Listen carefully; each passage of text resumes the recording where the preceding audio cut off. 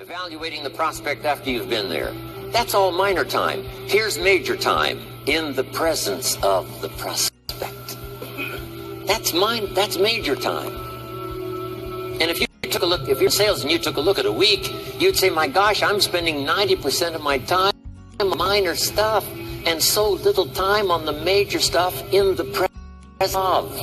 How many hours in the presence of in my day? How many hours in the presence of during my sales week? Because the time that really counts is in the presence of the prospect.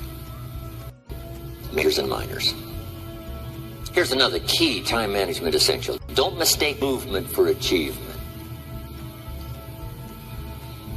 It's easy to get faked out by being busy. Guy comes home at night all exhausted, falls in the chair and says, oh, I've been going. Here's the big question. Doing what? It's not the going. Some people are going, and they're doing figure eights. I mean, their progress is small. So don't mistake movement for achievement. Here's another one in sales we learned. Don't mistake courtesy for consent. If somebody's pleasant, you say, oh, they're going to buy. No, they're courteous. You can't mistake courtesy for consent.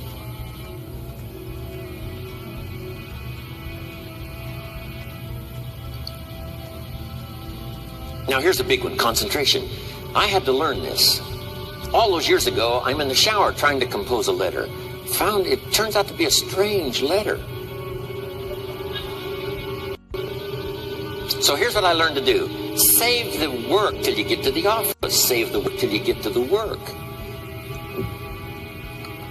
Don't try to get to the office on the way to work. On the way to work, enjoy the way. In the shower, enjoy the shower. Then go to work when you get to work. I found this to be helpful. Concentration. Here's another big one. Learn to say no. I'm telling you, in such a social society we have now, it's so easy to try to be a nice person, saying yes to everything. Find yourself overloaded. Now you got to call and make the, well, gosh, you know, all the time it takes to back out of something that you said yes to too quickly. Here it might be better. I don't think so, but if that changes, I'll call you. Little things you can use to overcommit yourself. My friend Ron Reynolds says, don't let your mouth overload your back. It's a good one. Now, here's a big one on time management. When you work. When you play. Don't mix the two.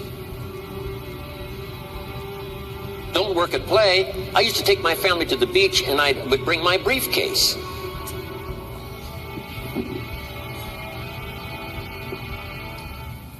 I learned not to do that. Or at the beach, I'm saying I should be at the office. Now my family's upset. As I'm at the beach, I'm thinking office. Now when I'm at the office, I'm thinking what? I get my family to beach. So things are not going too well at the office because I'm thinking beach. Things are not going too well at the beach because I'm thinking office. Here's what I learned to do. At the beach, be at the beach. At the office, be at the office. When you work. When you play. Don't mix the two. Don't work at play. Now here's one of the most important ones. Don't play at work. Work is too serious. You don't want the reputation of being the office joker. It's not a good one.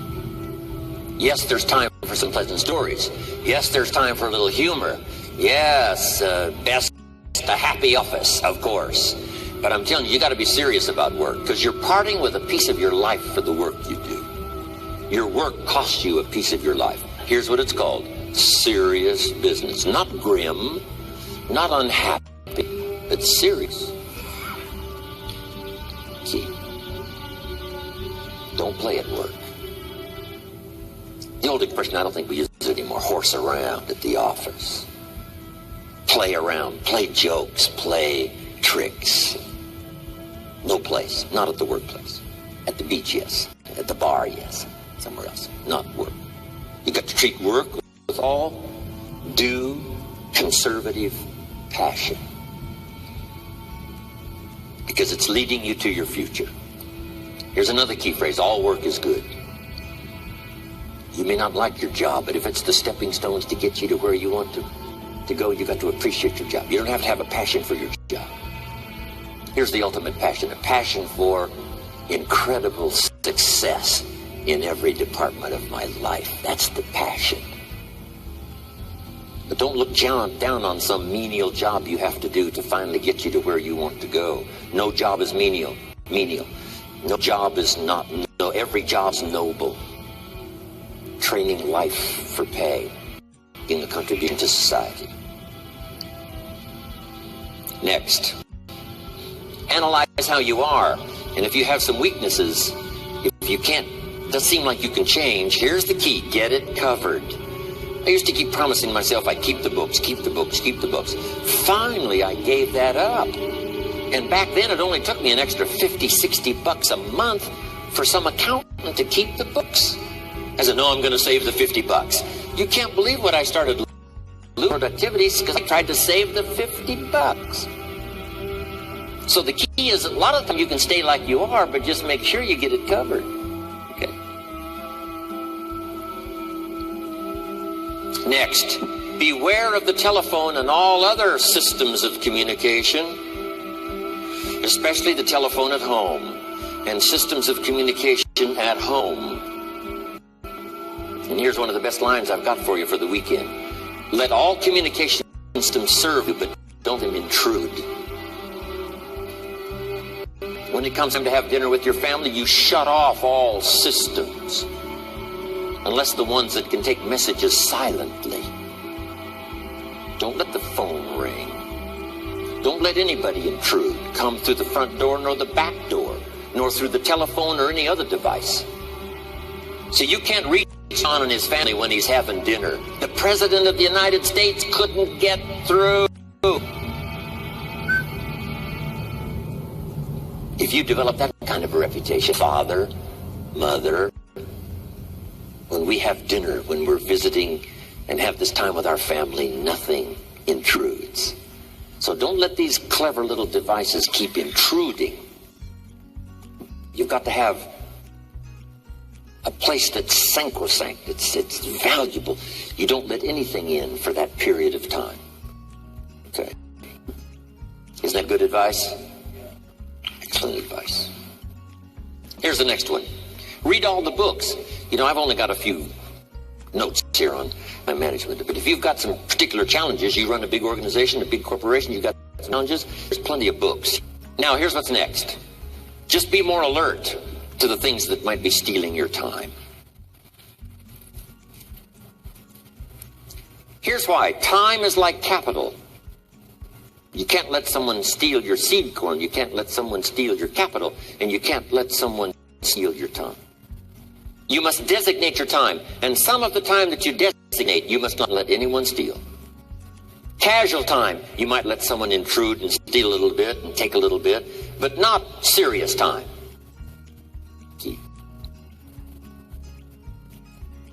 Next, one of the great time management savers is to learn to ask questions up front.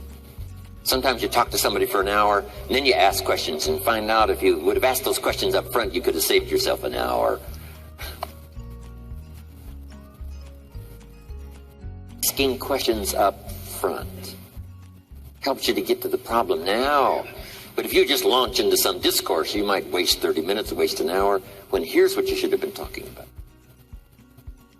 After you finished an hour, you say, John, what's really the problem? He said, well, it's something personal. See, it's what you should have been talking about this whole hour. Key. Next, learn to think on paper. Now we're going to take a break. Some ways to think on paper. One, we've covered one. Solving problems. Take it out of your head and put it on paper. Another one is setting goals. Making these lists we've already started. Here's another good way to think on paper. It's a projects book. Each person you're working with, the project you're working on, get a loose binder and a tab and some piece of paper behind the tab and do a little continual summary of how it's going between you and that person and between you and that project. I call it a project book. It is so useful to me. But what's going on between you and this person? When you last got together, what did you talk about? And you got a few notes there. Here's what we talked about the last time we got together. Now when you get together again, you can review that so you'll know better what to talk about. The president gets ready to travel and he's going to meet some important people. Guess what they bring him? All these briefing books. Right? The last time you were with Khrushchev, Kennedy is informed. Here's what he said and here's what you said. Kennedy said, oh, that's valuable. I need to remember that. If a person is important, it's worth a little running account. You might have a project book for your children. Here's what's happening between me and my child. We've talked about this, and we've talked about this, and we've talked about this. Next, a day timer. Keeping track of all of your appointments. You know, mine is all filled with, when to catch an airplane and when to do a seminar, when to sit down and have a conference, all the rest. Next is a game plan. You have a house and the, insurance is going to come due and some other things are going to come due. You do it on a spreadsheet and make sure it's taken care of. Key phrase, take things out of your head and put them on paper. And the key is to just experiment with different ways that helps you to do that. Now here's the last one, thinking on paper, and that's to keep a journal. One of the things I'm known for around the world, have been now for 39, 40 years, is keeping a journal. Now my journal is not it's not necessarily it's not like a diary. It might be a diary. I'm flying over Ireland and I write down a few little things that impress me. Today I met this person. Wow, what an extraordinary event. Today I conducted this seminar in Rome. 1,000 people stood up and sang for me. I've got a little bit of a diary in there. But here's what primarily your journal is for. Collecting good ideas. A journal is to collect good ideas on your health, good ideas for your business, good ideas for your future, good ideas for time management. I used to take notes on pieces of paper and torn off corners and backs of old envelopes and restaurant placemats. And I threw all this stuff in a drawer. It did not serve me well. I finally learned to get a bound copy, right? And just keep a journal, right? If I was here, I had my journal, I'd be taking notes these 2 days in my journal. Now, if you're caught without your journal, you just take the notes when you get back home. You put those notes in your journal, throw the paper away. Because we don't usually go through paper to review. But see, my journals now make up a significant part of my own library. My journal's all reserved privately for my children and my grandchildren. Can you imagine what I've collected over the years? It's unbelievable. There are 3 treasures to leave behind. I think you've already got those notes, right? Here they are. Number 1, your pictures. Don't leave the event unrecorded. It takes only a fraction of a second to say, here's who I was with. When I travel the world, right? We take all these pictures. And here's one of the gifts.